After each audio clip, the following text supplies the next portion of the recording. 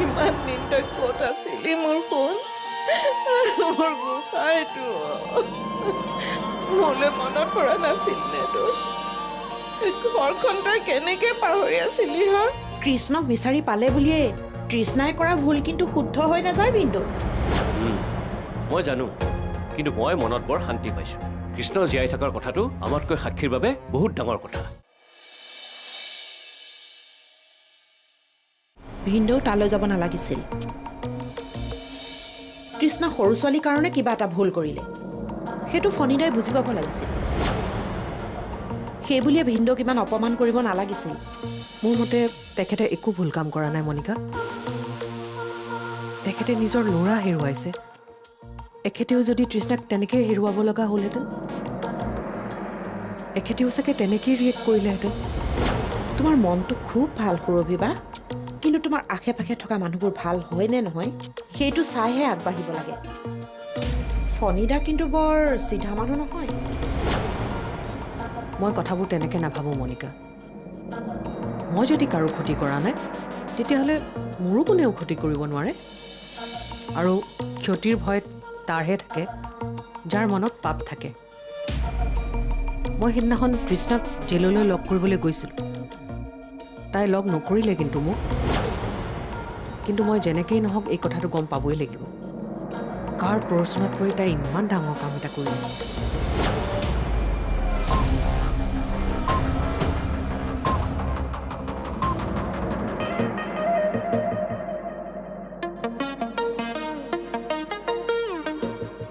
বহা বহা ৰংমিছ আজিৰ পৰা আমি ইয়াতে থাকিম মই যদি ইয়াত থাকোঁ মোৰ দেউতাই তাত অকলে থাকিব লাগিব নহয় সেইকাৰণে মই ইয়াত থাকিব নোৱাৰোঁ নালাগে তুমি ইয়াতে থাকিব লাগিব চোৱা এইখন তোমাৰ ঘৰ আৰু তোমাৰ ঘৰত তোমাৰ সকলোবোৰ আছে তুমি ঘৰত থাকা আৰু তুমিতো গুড বয় হয়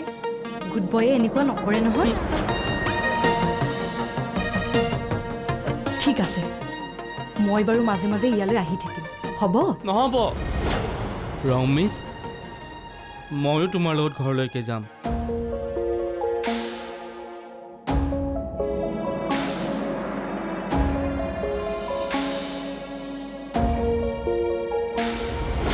ময়ো ঘৰলৈ যাম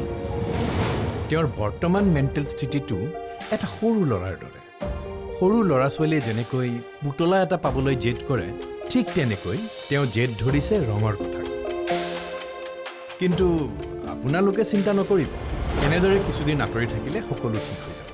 তেওঁক দুদিনমানৰ কাৰণে থৈ যাব নোৱাৰিবনে তুমি এইবোৰ কি কৈছা মূৰ্খৰ দৰে কথা ক'বলৈ আহিছে কিয় তেওঁ ইয়াত থাকিলে বেলেগৰ অসুবিধা হ'বনে সুবিধা হ'ব সেইটো নজনাকৈ মই জানো খুৰী মই কি কৰিছোঁ কৃষ্ণই কি জানিবা তেওঁ কোৱা কথাবোৰ মানি ল'লেই সোনকালে সুস্থ হৈ উঠে সেইটো মই ভাবিছোঁ ভাবিম আমি তুমি নহয়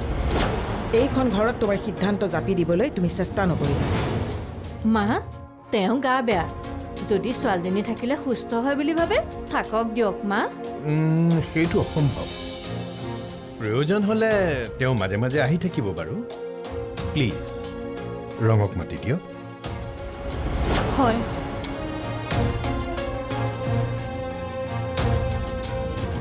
তুমি কিন্তু ভালকৈ থাকিবা নহ'লে কিন্তু ৰং মিছেও একো নাখায় তুমি খালেহে ৰং মিছে খাব হয়নে ৰং আপোনাক আপোনাৰ দেউতাই মাতিছে হয় নেকি হয় গৈছোঁ কৃষ্ণ মই আহিছোঁ তুমি যাব নোৱাৰা শুনাচোন তেওঁক যাবলৈ দিয়া মিছৰ আৰু বহুত কাম আছে নহয় সেইখিনি শেষ কৰি কাইলৈ আকৌ আহিব মিছা কথা নকবা তাত দেখোন মিছে একো কাম নকৰে সদায় মোৰ লগত খেলি থাকে মই যাব নিদিওঁ কিন্তু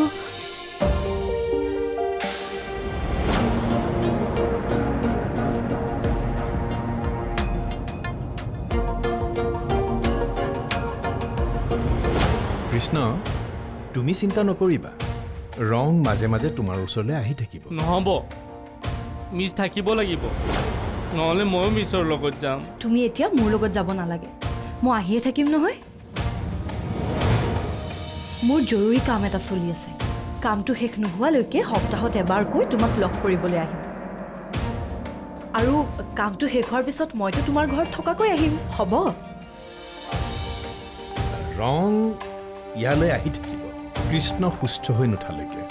মই মেডিচিন কিছুমান লিখি দিম আপোনালোকে সময়মতে খুৱাব ভাল বাৰু নোটবুকটো দিয়কচোন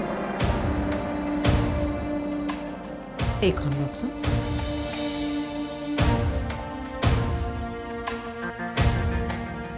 আপুনি যেনেদৰে ক'ব আমি তেনেদৰে পালন কৰিম মাত্ৰ মোৰ নাতিটো সুস্থ হৈ উঠিব লাগে এইখন লওক অঁ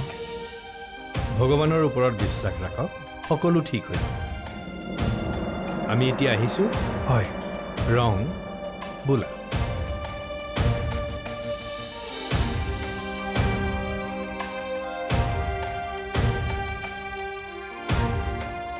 মই মিছৰ লগত যাম তোমালোকে মোক কিয় ধৰি ৰাখিছা মই মিছৰ লগত যাম তাই আহিম বুলি কৈছে ন আহিব তোমালোকে মিছা কথা কৈছা নাই কোৱা মই মিছৰ লগত যাম মিছা কথা নাই এই দিয়া, মই মিছৰ লগত যাম শুনা মই কৈছোঁ তুমি যদি আজিয়েই তেওঁক যাবলৈ দিয়া তুমি যেতিয়াই বিচাৰিবা তেওঁ তেতিয়াই তোমাৰ কাষলৈ আহিব মই কৈছোঁ তোমাক দাদা আপোনাৰ ৰংমিছ এতিয়া আহিয়ে থাকিব কেৱল আপোনাৰ বাবে ন আইতা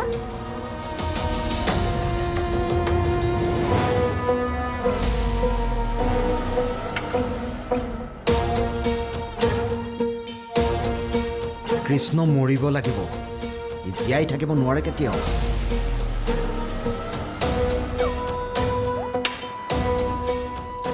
সি জীয়াই থাকিলে মোৰ পাৰ্চনেল লাইফ বিজনেছ একোতে মই ছাকচেছ নহ'ব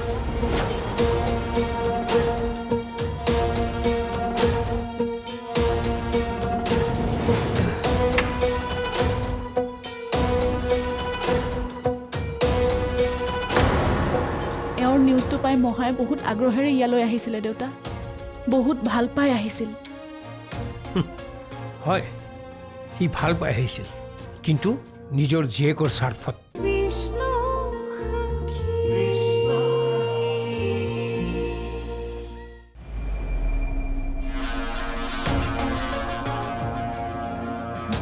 শুনকচোন মোক এতিয়া কোনে থ'বগৈ আজি নগ'লে নহয়নে নহ'ব আপুনি পাৰিলে বিক্ৰমকে কওকচোন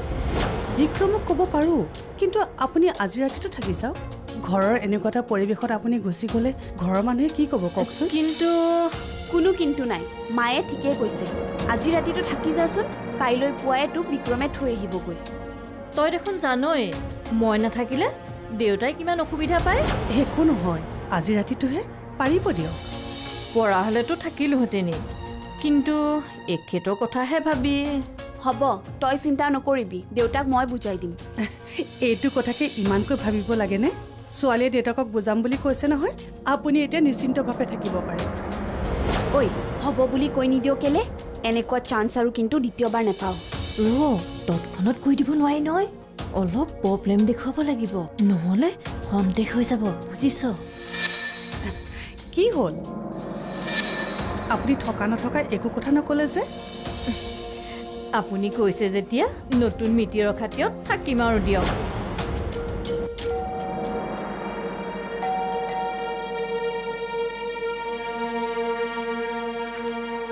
খুৰা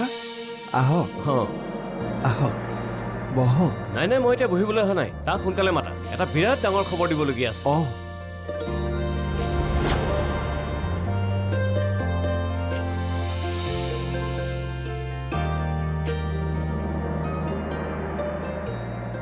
এই মানুহটোক সোমাবলৈ কোনে দিছে কিয় আহিছে ওলাই যাওক মই ওলাই যাম কিন্তু এটা ডাঙৰ খবৰ দিবলগীয়া আছে কৃষ্ণ জীয়াই আছে সাক্ষী কৃষ্ণ জীয়াই আছে কি হ'ল ইমান ডাঙৰ খবৰটো শুনাৰ পাছতো তহঁতৰ একো ৰিয়েকশ্যন নাই যে সাক্ষী মহা তেওঁ ঘৰলৈ আহিছে আহিছে ৰক্ষা মই কাকো এতিয়ালৈ বহিবলৈ কোৱা নাই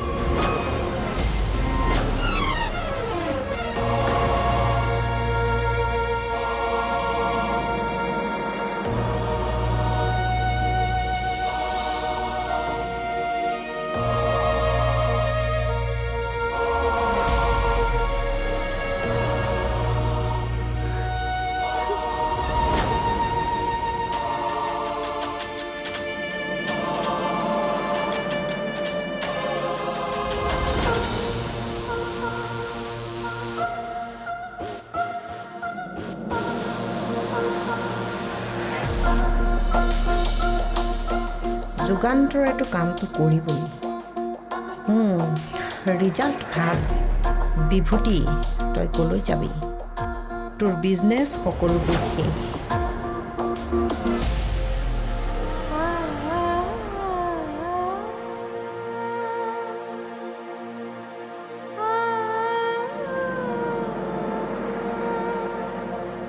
বহু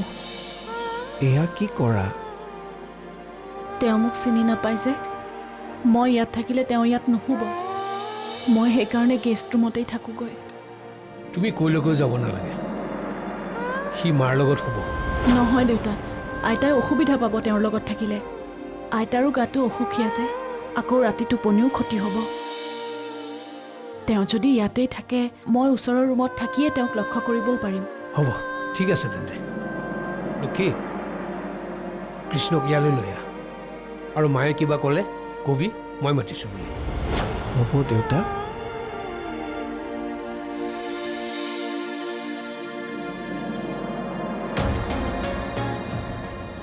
কিবা ক'ব দেউতা তুমি মোক ভুল নুবুজিবা তোমাৰ মহাক মই ঘৰৰ পৰা তেনেকৈ পঠিয়াই দিয়া নাই মই মোৰ ল'ৰাৰ হত্যাৰ চেষ্টা চলোৱা ছোৱালীজনীৰ দেউতাকক পঠিয়াইছোঁ আৰু তুমিও ঠিক তেনেকৈ ভাবিবা বেয়া নাপাব দেউতা মোৰ হয়তো ভুলো হ'ব পাৰে মহায়ে আচলতে আপোনাক বহুত ভাল পায় আৰু আপুনিও ভাল পায় তেনে ক্ষেত্ৰত এবাৰো বহিবলৈ নোকোৱাকৈ এনেকৈ যাবলৈ দিয়াটো অলপ বেয়া হ'ল নেকি এওঁৰ নিউজটো পাই মহায়ে বহুত আগ্ৰহেৰে ইয়ালৈ আহিছিলে দেউতা বহুত ভাল পাই আহিছিল হয় সি ভাল পাই আহিছিল কিন্তু নিজৰ জীয়েকৰ স্বাৰ্থত কৃষ্ণ যেতিয়া ঘূৰি আহিলে সি ভাবিলে আমি কেছটো তেতিয়া ঢিলা কৰিম আৰু সি জীয়েকক জেলৰ পৰা উলিয়াই লৈ গুচি যাব কিন্তু সাক্ষী তোমাক মই এটা কথা কওঁ মই জীয়াই থকালৈকে সেইটো কেতিয়াও হ'বলৈ নিদিওঁ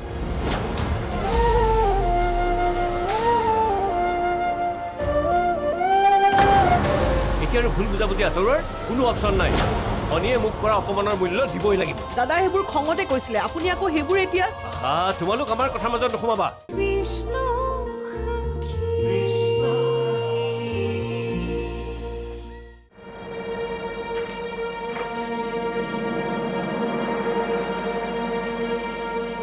আহিলে আপুনি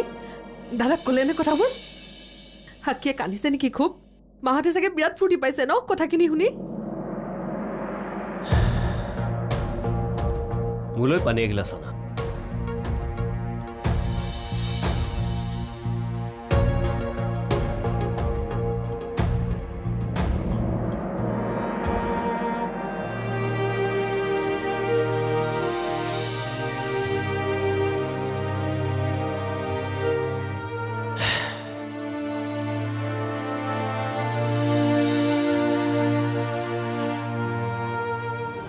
কি হ'ল ইমান ডাঙৰ খবৰটো শুনাৰ পাছতো তহঁতৰ একো ৰিয়েকশ্যন নাই যে সাক্ষী মহা তেওঁ ঘৰলৈ আহিছে আহিছে ৰক্ষা মই কাকো এতিয়ালৈ বহিবলৈ কোৱা নাই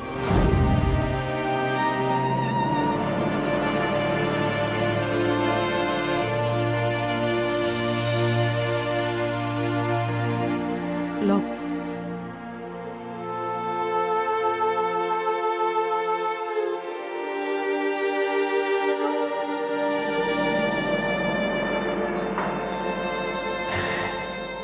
দাদাহঁতে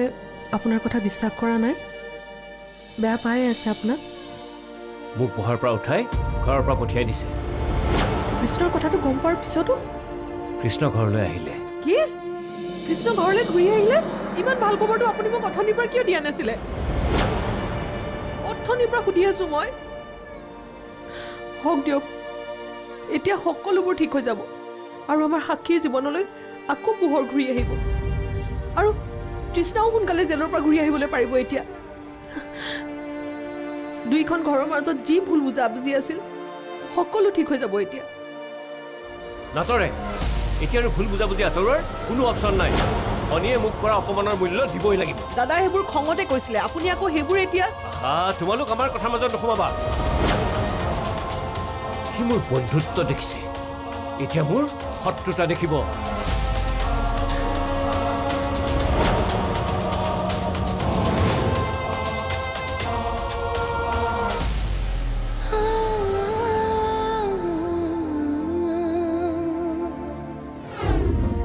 বাহ,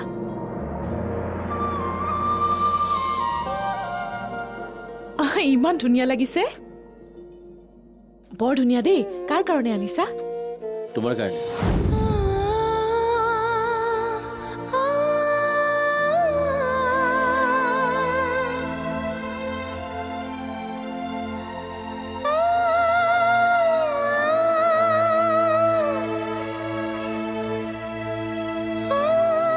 বৌ,